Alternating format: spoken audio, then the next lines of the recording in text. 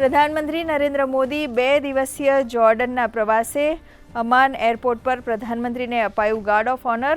Hotel પહોંચતા ભારતીય સમુદાયે કર્યું ભવ્ય સ્વાગત.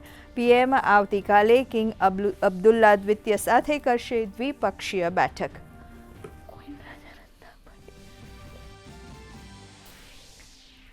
કોંગ્રેસ દ્વારા પ્રધાનમંત્રી નરેન્દ્ર મોદી અંગે બોલાયેલા અપશબ્દો માટે સંસદના બંને ગૃહોમાં હોબાળો. રાજ્યસભામાં ચૂંટણી સુધાર પર ચર્ચા ચાલુ તો લોકસભામાં વિકસિત ભારત રોજગાર ગેરંટી યોજના અને આજીવિકા મિશન ગ્રામીણ બિલ પસાર.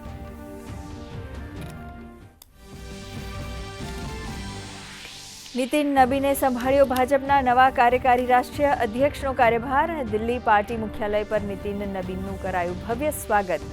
કહ્યું, ભાજપ દરેક વર્ગ સુધી પહોંચવા માટે કટિબદ્ધ.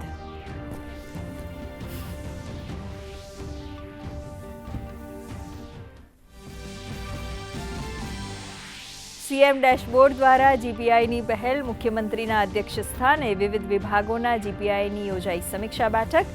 બેઠકમાં ખાસ કરીને સરકારી યોજનાઓનું અમલીકરણ, ઇન્ફ્રાસ્ટ્રક્ચર પ્રોજેક્ટ્સ અને જનતાની ફરિયાદોના નિવારણ પર મુકાયો ભાર.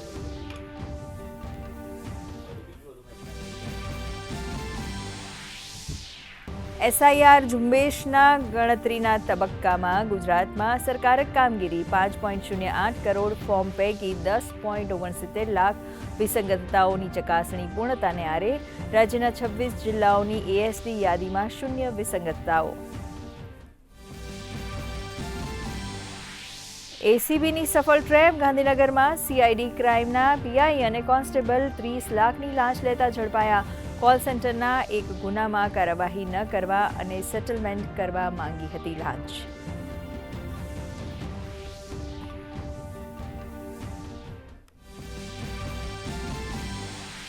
અમદાવાદની માહી ભટ્ટે ગુજરાત સહિત દેશનું વધાર્યું ગૌરવ. માહીએ નાસાની જુનિયર સાયન્ટિસ્ટ પરીક્ષા કરી પાસ. માહી કલ્પના ચાવલા, શુભાંશુ શુક્લ અને સુનીતા વિલિયમ્સને માને છે પોતાના રોલ મોડલ.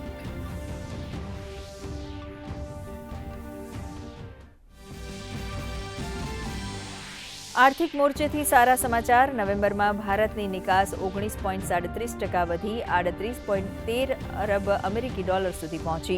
તો વેપાર ખાદ્ય 5 મહિનાના સૌથી નીચલા સ્તરે. નવેમ્બરમાં જથ્થાબંધ મોંઘવારી વધીને -0.32% થઈ.